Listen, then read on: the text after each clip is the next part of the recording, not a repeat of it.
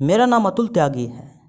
मैं जो घटना आपको बताने जा रहा हूँ वो मेरे साथ तब घटा था जब मैं 14 साल का था। तो बात उन दिनों की है जब हमारा सारा परिवार गांव पर ही रहता था और मैं उन दिनों गांव के ही सरकारी स्कूल में पढ़ता था, जो हमारे गांव से कुछ दूरी पर था लेकिन जंगल के बहुत करीब था। इसके अलावा मैं आपको बता दूं कि हमारे स्कूल के पीछे वाले जंगल में उन दिनों बहुत से जामुन और बैर के पेड़ हुआ करते थे, जो खाने में बहुत मीठे भी थे। तो एक बार की बात है, मैं अपने दो दोस्तों राजू और निखिल के कहने पर उन दिनों बहुत बिगड़ गया था। रोज़ घर से यह कहकर स्कूल जाता कि बाबूजी मैं पढ़ने जा रहा हूँ, और मैं उन दिनों अपने स्कूल ना जाकर रोज़ जामुन खाने के लिए उसी जंगल में अपने दोस्तों के साथ चला जाता। हालांकि उन दिनों मेरी ऐसी गलत आदतों के बारे में मेरे माँ बाबूजी को तो नहीं पता था, लेकिन मैं जो अपने माँ बाप के साथ धोखा करता था, इसके लिए कभी कभी मेरी अंतरात्मा मुझे ऐसा करने से रोकती भी थी। लेकिन वह कहते हैं ना कि आपके संस्कार कितने भी साफ क्यों ना हो, यदि दोस्ती गंदी संस्कारों वाले लोगों से हो जाए तो एक दिन आप भी गंदे हो ही जाते हैं। फिर आपको सही गलत की पहचान नहीं होती। उस दिन तेज हवाएं चल रही थी। राजू पेड़ पर चढ़ा था, मैं और निखिल नीचे ही जामुन उठा रहे थे। चारों ओर सन्नाटा था, बस हमारे सिवा उस दिन कोई भी उस जंगल में नहीं दिखा, ना तो कोई पंछी या ना कोई जानवर। तभी अचानक से राजू ऊपर डाल पर बैठा चिल्लाने लगा। वो बार बार यही बोलता जा रहा था, यार मुझे बचा लो, इस पेड़ पर एक औरत बैठी है, मेरे पास आ रही है, वो दिखने में बहुत भयानक है यार। खैर हम अभी उसकी पूरी बातें समझकर कुछ कहते हैं। अचानक से राजू मेरा दोस्त नीचे एक चीख भरी आवाज़ के साथ धरती पर आ गिरा और कुछ देर तड़पने के बाद उसका शरीर बेजान पड़ गया। हाँ, उस दिन वह उसकी अंतिम सांसें थी। इसके बाद वह फिर कभी नहीं उठ सका। लेकिन यह क़यामत यहीं नहीं रुकने वाली थी। हमारे गांव में मेरे दोस्त राजू की मौत की खबर से सनसनी फैल चुकी थी। उस दिन मेरे पापा भी उस दिन मुझे बहुत मारे। यहाँ तक मेरे गांव में पुलिस भी आई और उन्हें राजू की मौत की खबर को एक दुर्घटना मानकर मामला रफा दफा कर चली गई। लेकिन वह तो मैं और निखिल ही जानते थे कि वह कोई दुर्घटना नहीं, बल्कि उसे किसी ने धक्का दिया था। खैर लगभग 10 से 12 दिनों तक मैं चुप ही रहा। उसके बाद मैं अपनी ज़िंदगी में धीरे धीरे खुश रहने का प्रयास करने लगा। तभी हर रोज़ मेरे सपने में एक औरत दिखने लगी, जो हर रोज़ सपने में आकर मुझे भी राजू की तरह मारने की बातें कहती। तो मैं आपको बता दूं कि जब मैं कभी इस घटना और अपने बुरे सपने के बारे में अपने माँ और बाबूजी को कहता, मेरी बातों पर वे विश्वास नहीं करते थे और मुझे ही डांटने लगते, जिसका एक कारण था कि मैं पहले ही अपने माँ बाप का विश्वास खो चुका था। हाँ, शायद इसी कारण अब मुझे भी सज़ा मिलने ही वाली थी। तभी एक रात मेरे साथ जो हुआ वह मेरे माँ और बाबूजी को भी हिलाकर रख दिया। तो हुआ ऐसा कि उस दिन रात को मुझे नींद ही नहीं आ रही थी। मानो ऐसा लग रहा था कोई औरत खुले बालों के साथ मेरे आसपास खड़ी हो। उस दिन मैं अपने रूम में ही सोया था। उस दिन कभी यदि मुझे नींद आ भी जाती तो ऐसा लगता वह औरत मेरे चेहरे पर अपनी तेज़ सांसें छोड़ने लगती, पर वह दिखाई नहीं देती थी। खैर रात के 1 बजे के करीब आखिर मुझे नींद आ ही गई। लेकिन सुबह जब मेरी नींद खुली तो मैं उसी जंगल में उसी भूतिया जामुन के पेड़ के नीचे पड़ा था, जहाँ कुछ दिन पहले ही मेरा दोस्त राजू गिरकर मरा हुआ था। वह चुड़ैल उस दिन उसी जामुन के डाल पर बैठी मेरी ही तरफ देखे जा रहे थे। तो मैं आपको बता दूं कि जब मैं उस दिन अपने आप को उस चुड़ैल के पास पाया, मेरी सांसें उस दिन मानो फूलने लगी थी। खैर उस दिन मैं किसी तरह भगवान का नाम लेकर भागते हुए अपने घर आया तो मेरे बाबूजी मेरी बातों पर आखिर में उस दिन विश्वास कर ही लिए।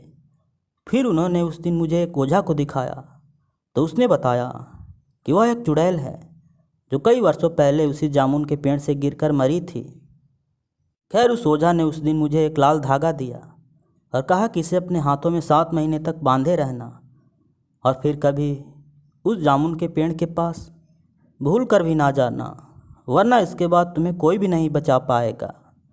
उस दिन के बाद मैं ठीक तो हो गया, लेकिन ना जाने मेरे एक दोस्त निखिल के साथ क्या हुआ कि उसके माँ बाप हमारे गांव को छोड़कर वे लोग ना जाने कहाँ चले गए। फिर कभी ना तो वह मेरा दोस्त दिखा और ना ही उसके पापा और मम्मी दिखे। दोस्तों, इस घटना के बीते 8 साल हो गए, लेकिन आज तक मेरा दोस्त निखिल नहीं दिखा। आज भी जब उसके गलियों से होकर मैं जाता हूँ तो उसका घर मुझे दिखाई देता है, जिसके घर के बाहर ताला लटका हुआ है। आज की हमारी पहली कहानी यहीं पर समाप्त होती है। चलिए बिना देर किए हुए चलते हैं अपनी दूसरी कहानी पर। मेरा नाम सौम्या यादव है। मैं झारखंड के एक शहर चित्तूर की रहने वाली हूँ। तो मैं आपको बता दूँ कि हमारे घर पर उस साल सिर्फ मैं और मम्मी रहते थे।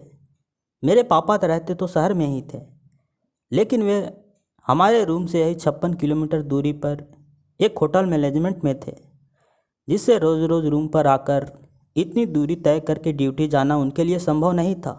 इसीलिए वे हफ्ते में सिर्फ शनिवार को ही आते और फिर सोमवार को सुबह ही निकल जाते। साथ ही मैं आपको बता दूं कि उस समय उनकी ड्यूटी अभी नई नई लगी हुई थी और हमारा जो रूम था वह एक सुनसान कॉलोनी में था।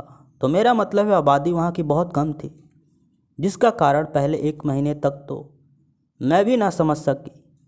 फिर जब मैं स्कूल जाने लगी तब मेरी एक दोस्त ने मुझे बताया कि हम जिस कॉलोनी में अभी रहते हैं वहाँ लोग रहना तो छोड़ो, रात को जाना भी पसंद नहीं करते। फिर उस दिन मैं उससे इसका कारण पूछी तो वह कहने लगी, तुम्हारी कॉलोनी के घर जिस जगह पर अभी बनी है वह ज़मीन आज से 40 साल पहले एक कब्रिस्तान था, जहाँ लोगों को दफनाया जाता था, इसलिए लोग वहाँ जाना पसंद नहीं करते।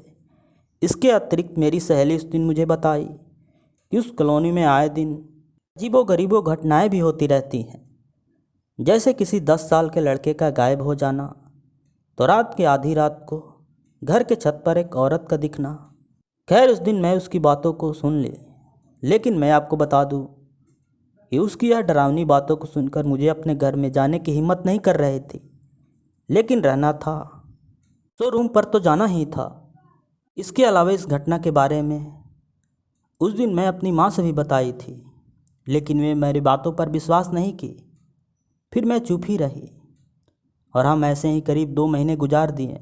तभी गर्मियों के दिन आ गए। अप्रैल का महीना था। ज़्यादा गर्मियों के कारण हमारे यहाँ लाइट रात को कभी कभी चली जाती, जिससे अंदर इतनी गर्मी लगती कि पूरी नींद ही खराब हो जाती। तो मैं एक रात जैसे ही 11 बजे के करीब लाइट गई, कुछ बिछाने के लिए चादर ली और ऊपर छत पर चली गई। हालांकि उस रात मैं छत पर जाकर सोने का बहुत कोशिश की, लेकिन मुझे नींद ही नहीं आ रही थी और कभी कभी मानो ऐसा लगता कि कोई तो है जो मुझे अंधेरी रातों में छत के किसी कोने से घूर रहा हो। फिर कुछ देर के बाद मैं सो ही गई, लेकिन जैसे ही अभी रात के करीब 1 ही बजे हुए होंगे कि तभी अचानक से उस रात मेरी नींद खुल गई। तो देखी लाइट आ चुकी थी, लेकिन मेरे अलावा हमारे आसपास के छत पर कोई नहीं था। खैर इतना देखना ही था कि तभी एक औरत मुझे दिखी जो सफ़ेद साड़ी पहनी हुई थी और वो मेरे घर के सामने वाले घर के छत पर मेरी ही तरफ बड़ी ध्यान से मुझे ही देख रही थी। उसका चेहरा कुछ डरावना था। हालांकि उस रात मैं उसे देखकर एक साधारण औरत ही समझ रही थी। तभी मैंने जो देखा उसके बाद तो मेरी खून ही जम गए। वह अचानक से मेरे सामने ही उसके बगल वाले छत से उड़कर मेरे छत पर सामने आ गई। इस दृश्य को देखकर उस दिन मैं चीख उठी और बिना देर किए हुए उसी समय नीचे सीढ़ियों से उतरने लगी। वह तो गनीमत रही कि मेरी मम्मी अपने कमरे से पानी लेने के लिए निकली थी। तभी उन्होंने भी उस चुड़ैल को मेरे पीछे उसे सीढ़ियों से उतरते हुए देखा और उसी समय वहीं से एक झाड़ू उठाई और उसके ऊपर दे मारी, जिससे वह चिल्लाती हुई वापस छत पर भाग गई। मैं आपको बता दूं कि उस रात मैंने और मेरी माँ ने जो देखा उसे हम कभी नहीं भूल सकते। इसके बाद जब पापा शनिवार को घर आए तो मेरी मम्मी इस घटना को उन्हें बता दी। तो वे उसी सुबह उस कॉलोनी को छोड़कर दूसरे कॉलोनी में आ गए। फिर हमारे साथ कभी भी ऐसी घटना नहीं घटी। मेरा नाम अमन अग्रवाल है। मैं आपको यह कहानी जो बताने जा रहा हूँ वह मेरे साथ साल 2009 में घटी बिल्कुल सच्ची घटना है। तो हुआ ऐसा था कि वह महीना जून का था। मेरे गांव में इन दिनों शादियों का सीज़न था, जिससे हर रोज़ गांव में किसी न किसी पड़ोसी के घर पर यह रिश्तेदारों के यहाँ शादी अटेंड करने के लिए जाना ही पड़ता था। खैर मैं आपको बता दूँ, मेरे घर पर मैं, मेरा छोटा भाई और मेरे पापा मम्मी थे। मेरे दादाजी उस समय कुछ ज़्यादा ही असमर्थ थे, इसीलिए वे घर पर ही रहते थे। तो एक रात हमारे घर पर 2 जगह से न्योता आया था। तो पापा ने कहा, अमन तू बेलाठी चला जा, मैं ही गांव के ही बारात में चला जाता हूं। तो मैं आपको बता दूं कि बेलाठी गांव हमारे गांव से करीब 7 किलोमीटर दूरी पर था, जो हमारे गांव के पास बहने वाली नदी के उस पार था। खैर उस दिन मैं रात होने से पहले ही गांव के ही कुछ लड़कों के साथ उस गांव में पहुंच गया। फिर हमने वहां करीब 2 घंटे के बाद खाना वगैरह खाया और हम नाच देखने लगे। तो कुछ देर नाच देखने के बाद मैं वापस अपने गांव आने लगा। हालांकि जो लड़के उस रात मेरे साथ शादी में गए थे वे तो वहीं नाच देखने लगे, लेकिन मैं उस दिन नहीं रुक सका और अकेला ही वापस आने लगा। लेकिन मैं जैसे ही अभी उस नदी के पास आया, मैंने देखा उस चांदनी रात में एक बहुत खूबसूरत लड़की स्नान कर रही थी, जो दिखने में इतना सुंदर थी कि मानो आसमां से आई कोई परी हो। सच बताऊं तो उस दिन जब मैं उसको देखा, उस दिन सब मैं भूल गया।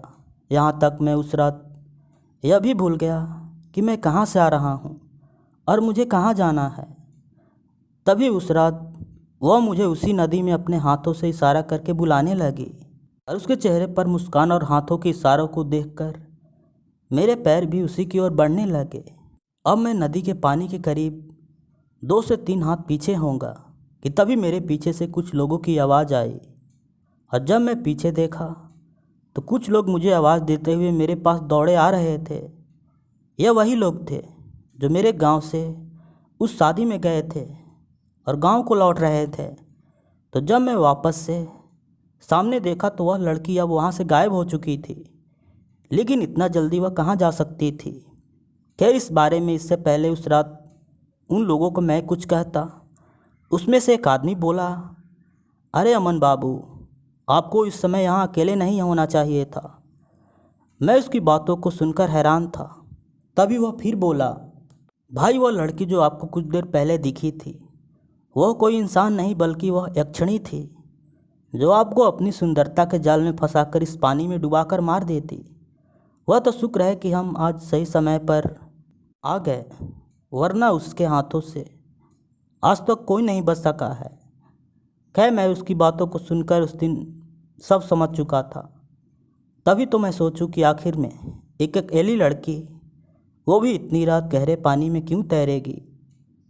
खैर उस दिन के घटना के बाद मैं बहुत डरा था और मैं बार बार उस भगवान का नाम ले रहा था। उस रात मेरी जान तो बच गई, लेकिन उस दिन के बाद मैं कभी अकेली रात को ना तो दूसरे गांव शादी में जाता हूँ और ना तो किसी काम से जाता हूँ। तो आशा करता हूँ आपको यह कहानियाँ अच्छी लगी हो। मिलते हैं नेक्स्ट वीडियो में, तब तक बाय एंड टेक केयर।